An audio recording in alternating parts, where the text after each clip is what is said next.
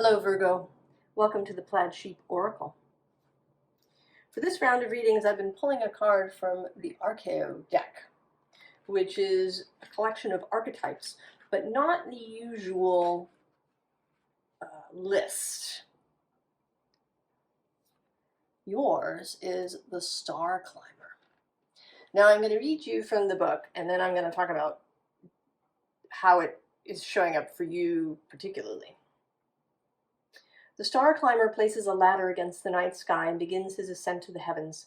His intention is to reach beyond the mortal limits of gravity and explore the infinite possibilities of human consciousness. As he ascends, he looks down on everything below and is rewarded with an understanding of his purpose. He is climbing towards a particular star, a beacon in the heavens that is forever moving, yet always fixed. The further the Star Climber travels, the more alone he becomes, but for him, isolation is a small price to pay for the reward. Once aloft, the sense of replenishment and restoration are too profound to ignore. He has exchanged the mundane for a journey into the mystic, and he is content with his choice. So that certainly seems right like the Hermit. The Hermit, who is your major arcana, Virgo. What's interesting is how this is showing up for you particularly, what this star means here in this reading.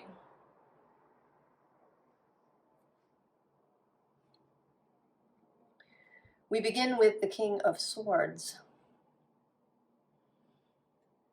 Oh, the intellect, strategy. And today he's feeling actually the sense of being above it all. And how that can be, right? There's something that can be really comfortable about that.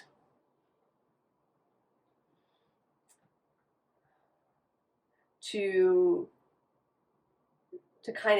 see things from above, to be separated.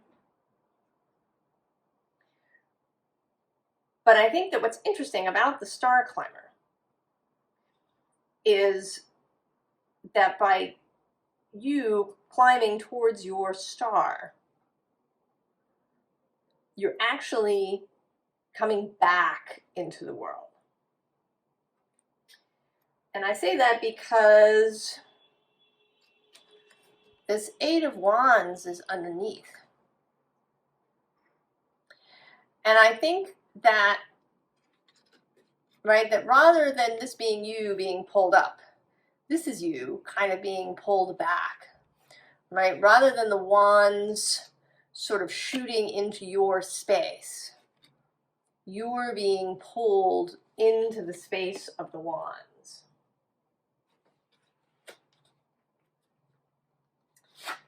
The bottom of this deck is the Six of Cups. And I think what is bringing you back, what is drawing you into the world rather than out of it, is your own wider self, right? Here, the two of you together, right? These twins.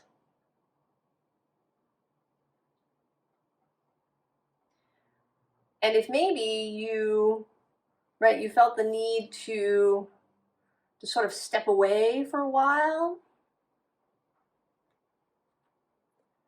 Here I am straightening the cards, Virgo.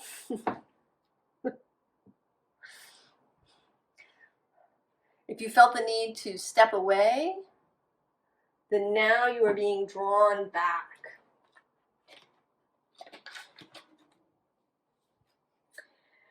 And to some extent, that's because being away is now finished. It's served its purpose. It is, in fact, beginning to be a problem. Right? You need to, what was perhaps an exploration, an intellectual journey, really getting into your own mind, is now a bed of nails from which you need to rise. Now, what's interesting is the card here, this is the card I chose out of the deck, this Home Away, which has a kind of chaotic feeling, and maybe this is what it felt like. One of the reasons that you stepped away.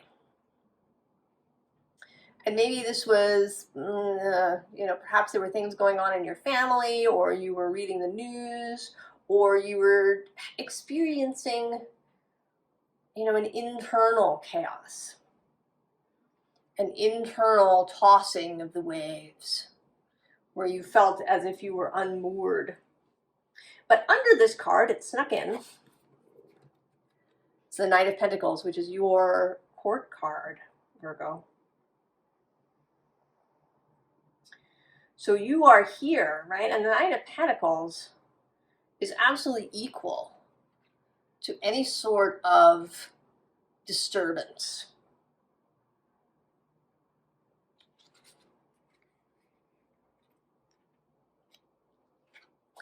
And then we have this Nine of Pentacles, right? You in your garden, self-sufficient, independent, not beholden to anybody, just yourself. But here too, you're being asked to leave this garden, right? I mean, you're in your red dress, so that's all good. You're ready to go there. But you're asked to leave the garden, to go out in what might look like an inhospitable terrain with all of this snow, right? And you in your gauzy outfit. But this destination, right? This house that matches, right? This house, this manifestation is a match for you.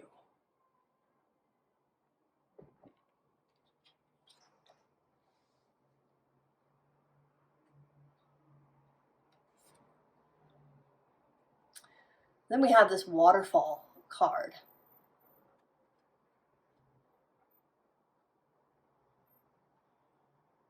When the taste of everything has soured, even love is pestilential and all is winter bleak. It is time to speak with air, Valkyrie god healer, never-ending beacon of primal salt brine. Stay present, stop seeking answers.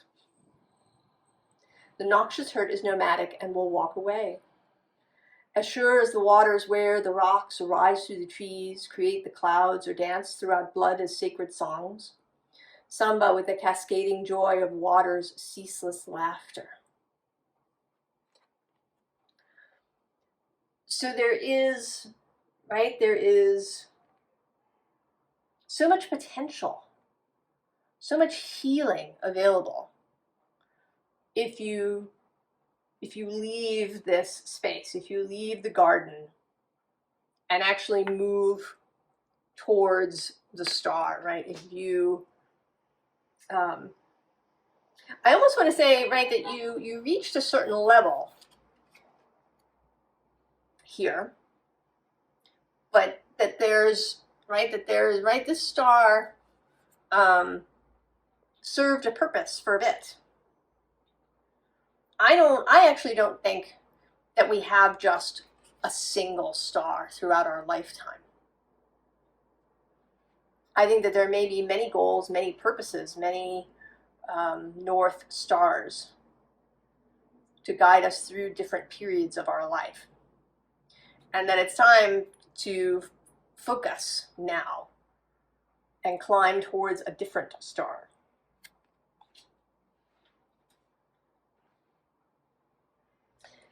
I don't know why I'm talking about this, but I'm going to, Polaris, the North Star, was not always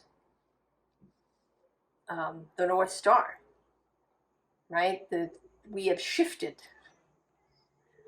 right? In the heavens, the stars don't have the same relationship to us as they did 2,000 years ago. And I think, and I may be wrong, but I want to say that Vega, although I'm not positive, it could be a different star, was at one point the North Star. Or maybe it will become the North Star at some point in the future. So even for Earth herself, the North Star changes. Under the waterfall, we have this onwardness, the present, right? What we are doing now. And at the bottom of the deck, there is this healing. The restoration of health. And I think that this time spent away, this time spent working on your own stuff. I mean, it's possible that this isn't, about some dark night of the soul. This could just be a really personal project that you were doing that was just yours. You didn't feel the need of collaborators. You were doing it. Right? This Nine of Pentacles is not, we do have this Ten of Swords image, but there's also the Nine of Pentacles. So I don't think that you are in any kind of, despair or, deep loneliness or something. I think it's just time to move. We do have this heartache card, the throb. But I think this is more about the fear that you have, the anxiety about rejoining the world, the collective, about heading back in as you head towards your new star. The possibilities rather than, what is actually happening now. But then we have Tyr. Here he is given the title, the meaning of smelt, to to work metal. But he was a symbol of integrity and of justice, and a symbol of a kind of rising energy with his rune, pointing upward. So this energy of Tyr is here, wanting you to climb a new ladder, to reach, this fruit-bearing space. I sort of have this image, of your personal Yggdrasil, your personal world tree, and that, the branches kind of have meaning, through your life. You climb up towards the top of the tree. And there's different things. There may be places where there's, a lot of green leaves are happening. And then, maybe there's places where there's no leaves. Or, maybe where there's been injury and there's sticky sap on the branches that you maybe stick to. And now you're being asked to climb up to a space that is filled with fruit, where fruit is growing for you to pick.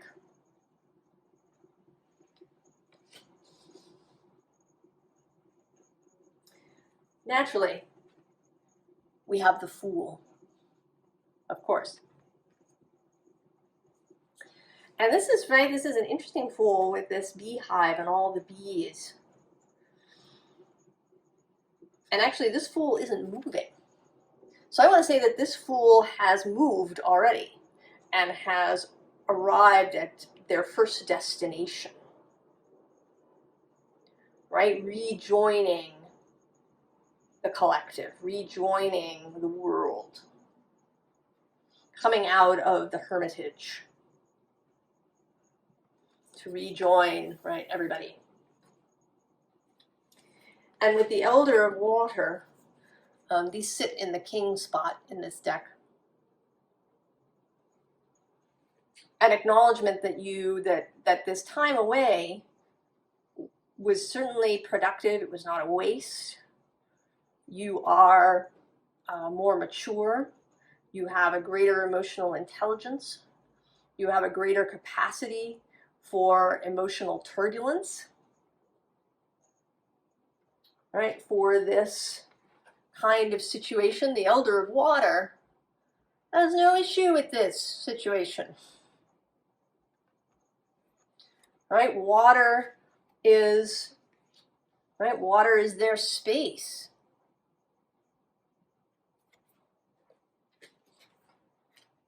So you have that. The bottom of the deck is the Six of Water again, repeating. And this time, I think not just right, you and your wider self here, but I think you and the mature you and the part of yourself that maybe is still afraid. Or I should say, right, your different motivations. I sometimes talk about this idea that having, like, dividing things into parts, assigning personalities to different aspects of yourself, the inner child, the inner critic, the inner accountant, can be useful, right? You can do, you can do that internally family systems therapy. You can do these things, but that eventually the usefulness ends, and it becomes instead an obstacle. So it's like this bed of nails that if you continue to think about all of these parts as different personalities, it may be really difficult to get integration. So you can, instead of thinking about them as different personalities, you can think about them as you're having different motivations. So part of you, right, or I shouldn't say part of you, you have a motivation, right? You're motivated to go out and explore. But you're also motivated to make sure that you're secure, that you're not taking too big a risk. You know, and you're motivated to have a collaboration, but you're also motivated to make sure that you are, you know, maybe you're paid appropriately, or, you know, everybody does the work that they're supposed to. So it's all you. Everything is you. Your inner child is you. Right? You may just be motivated, have some motivations to play, to have fun, to be lighthearted. But it is still all you. And you can reconcile, right? You can find a way to, you know, bring these motivations together, to find a middle path where the different motivations are satisfied.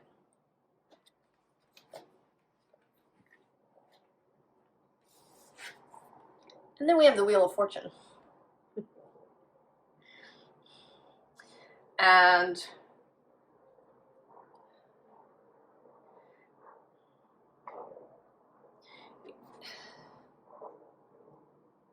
this is, like, it's such a non-chaotic wheel. Sometimes one can feel that the wheel, right, is all of these fated things, is stuff that we don't have control over, and can feel like, right, like chaos. But this wheel feels like it is not exactly under control, but that it's not wild, that it moves with purpose and with good timing, right? That these angel, fairy characters take care of the wheel.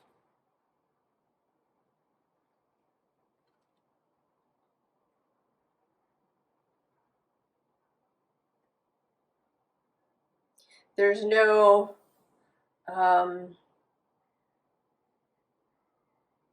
right, this is a wheel that turns in good time. that it turns appropriately through the seasons. Right? It's a well-managed kind of wheel, even though you yourself don't have direct control over it. So that you can, right, I think it's here to give you some comfort, that you can rest easy, that there isn't some sort of power moment that's looking to sneak up on you.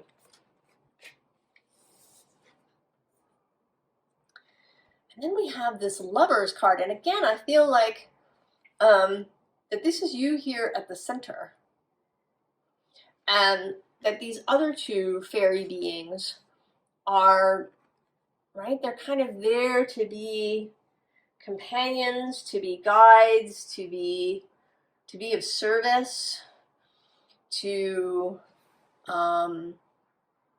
right, to bring you into the dance. So I think that there is definitely, right, your wider self and your fellowship, the non-physical parts of your life, companions, are absolutely here with you.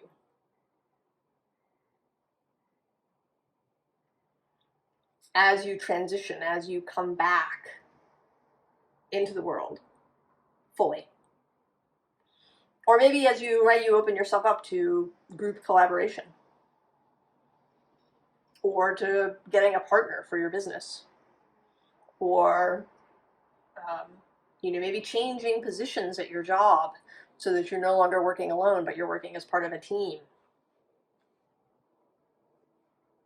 It could even be, it is the Lovers coming out. It could even be that you're about to meet somebody that you can form a committed relationship with after being single for a long time. And here, this Knight of Air, right, wants to speak to that, to communication with others. And both with communication, right, with the higher realms, if we want to call them that, but also with other people. That you're opening up, right? You're opening up the channels of communication. Maybe you're answering an email that somebody sent you that you ignored for a while. Or maybe, right, the internal change causes that email to arrive.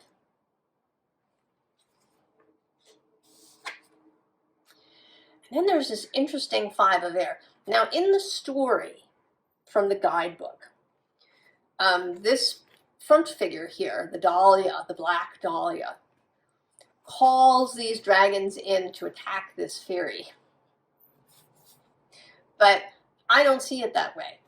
I see this as the fairy and the Black Dahlia working together. That they are, between them, they are organizing these dragons into something. Right? Maybe they're teaching the dragons to fly in formation. Or maybe there's some magic spell that they're weaving together that the dragons are part of.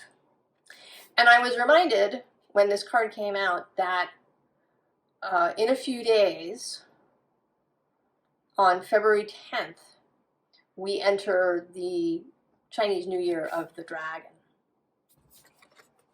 So there is something about dragons, about dragon energy, that I think will come through in this year, and perhaps for Virgo specifically in some way. I actually don't know, and maybe I'll have to look it up, what sign the Draco constellation is in. If it turns out it's in Virgo, I'll stick it in the description. So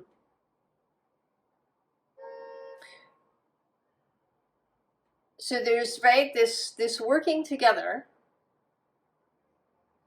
And I'm not sure about which one you are. I think it could vary. Right? The Black Dahlia seems to be the bigger energy. So that may indeed be you. But this could also be a collaborator. There is some of that energy coming through now in the readings of increased collaboration, at least in the collective that comes to these readings. That people, right, we're finding our people that maybe we didn't find before.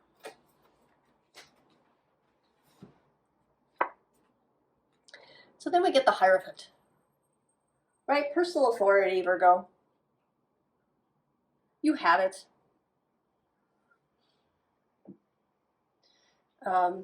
You have all that it takes to proceed with this. Right? To move forward in a whole new way. There's this page of combustion. And this, right, this juxtaposition of the Hierophant, which is kind of an elder sort of energy, right? The master, the teacher, the wise one, the wise elder. And then this youthful page of combustion that's all enthusiasm and wonder and a bit of that fool energy. And that, right, all of this can be embodied by you.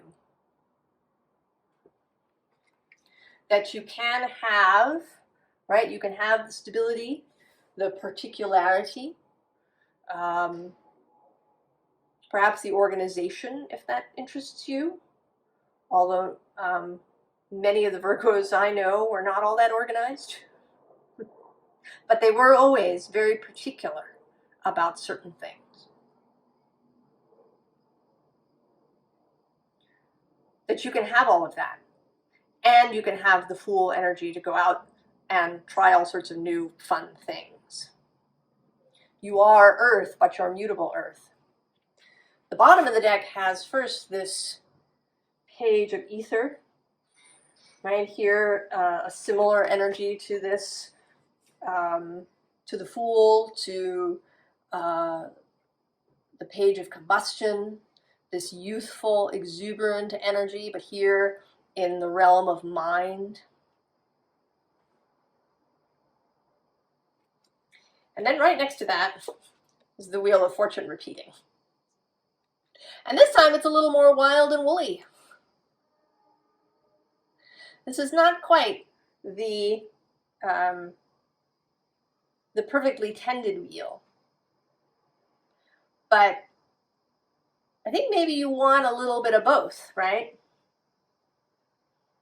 You both want, right, the kind of orderly movement of the cosmos, the orderly movement of the seasons coming in and out, and at the same time, a little bit of unexpected, a surprise every now and then, something interesting, something new, something different, something a little wild.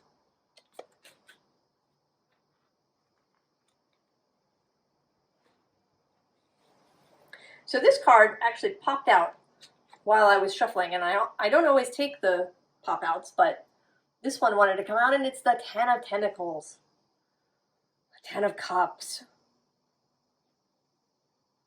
And I feel like it actually wants to sort of stand a little bit apart from the grouping, that this is, right, this is kind of the star that you're actually heading for, right? The rainbow that you're headed for. The envisioned destination of this beautiful, emotional, and I think material fulfillment. Because the material is absolutely relevant. Now we get the King of Pentacles, King of Cups repeating. And here, very, right, he's comfortable with the weirdness. Right, he has this Fish servant, fish acolyte, fish staff person. Right? This is like somebody who's really comfortable moving through dream space. This is somebody who's really comfortable with Neptune energy. And Neptune is finishing up his time in Pisces across the way from you, Virgo. Starting in the middle of next year, he's going to dip out into Aries for a little bit, come back again, just a couple of degrees into Pisces, and then in February of 2026, he will enter Aries for good. So there is a last space to really soak up that Neptune energy from opposite you, to really get comfortable with the weirdness.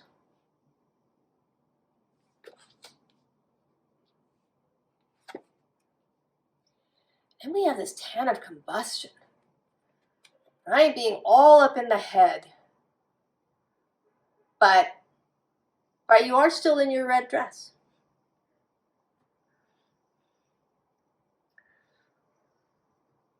So there is, right, this is not, right, there's no call here that says that you have to stop thinking.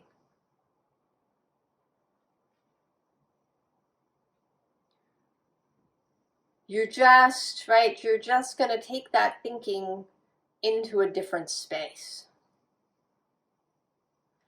Right, I actually sort of picture that this salamander is going to like land in your lap and just startle you. But you are here as the 10 of combustion, as the, right, you don't have to fear the salamander. Right, this expression of fire. Right, it's just going to be, right, a little startling.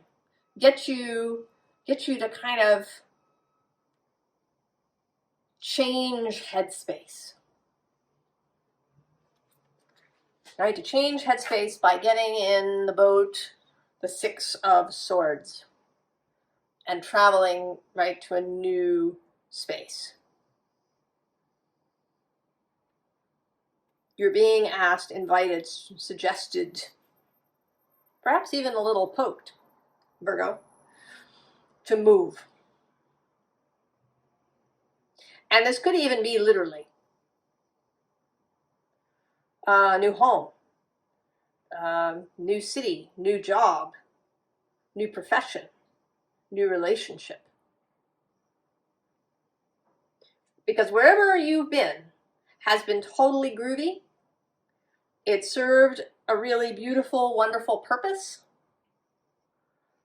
but it's done now. It's time to get up off the bed of nails, because that's what it's turned into, right? It's like the mattress is so old that all the springs are showing through, and it's time to get up and go. Now, the bottom of this deck was the midwife. Yeah?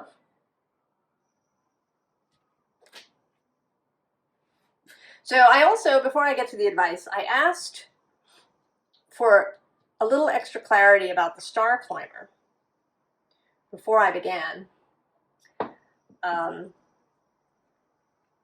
Now the bottom right here, this deck came out.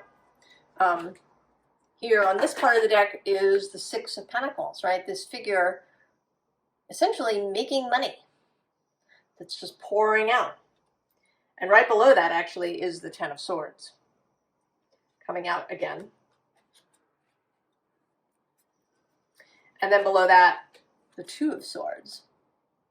And this, which for me is like, right, the warrior getting ready to go.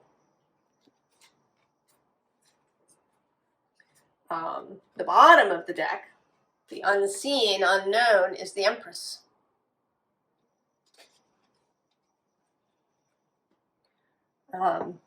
Creational energy, right? That pregnancy. And then the 3 cards that came out were the 8 of Wands, which is under here, and is, in this case, very much about making a wish. Then the Four of Pentacles with a dragon, right? About good use of what you have, right? And about the physical world.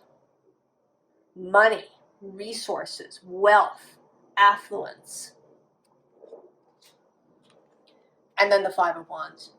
And this Five of Wands is my creational quantum space card, right? All these foxes, quantum waves in superposition, ready to be collapsed into whatever it is that you want.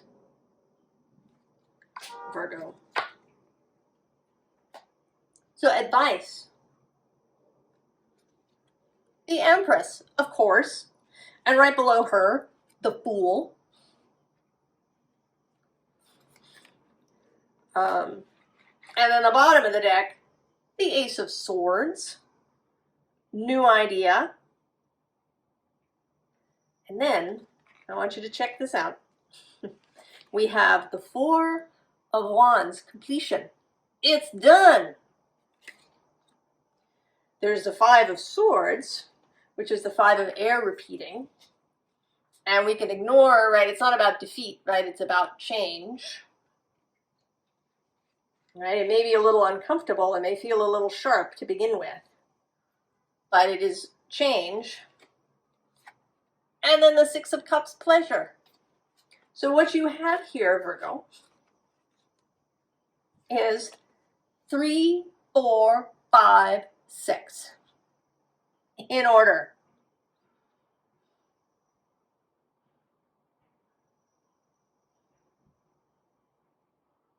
Time to move. Yeah, to go up the ladder.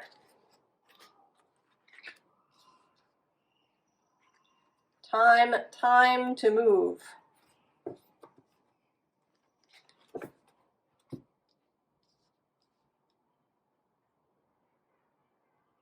To move into a manifestational space that will be much bigger,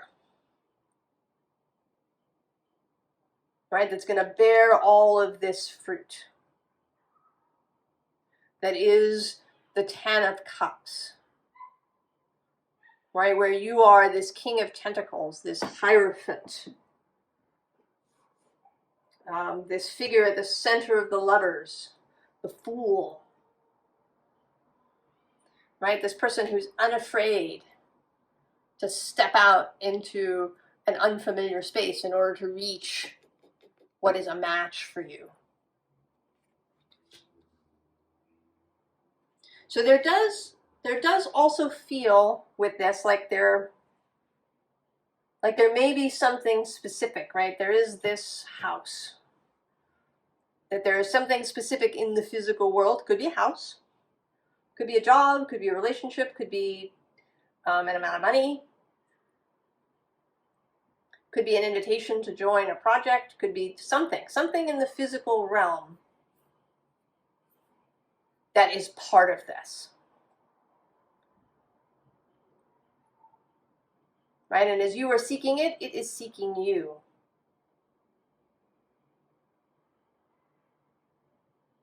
So you are, right, you will come together. And the choice here for you, Virgo, is just, right, when do you get up off the bed of nails and go? And I think that the first part of that is absolutely mental. I mean, you may not know yet, right? If you haven't gotten the message, that's okay.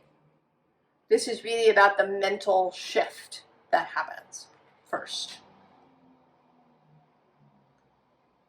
Very exciting, Virgo. Very exciting, especially, right, with this introduction of the year of the dragon here, something about that. There is, right, a sense of fire happening. I wish you all the very, very best, Virgo, and I will see you next time. So long.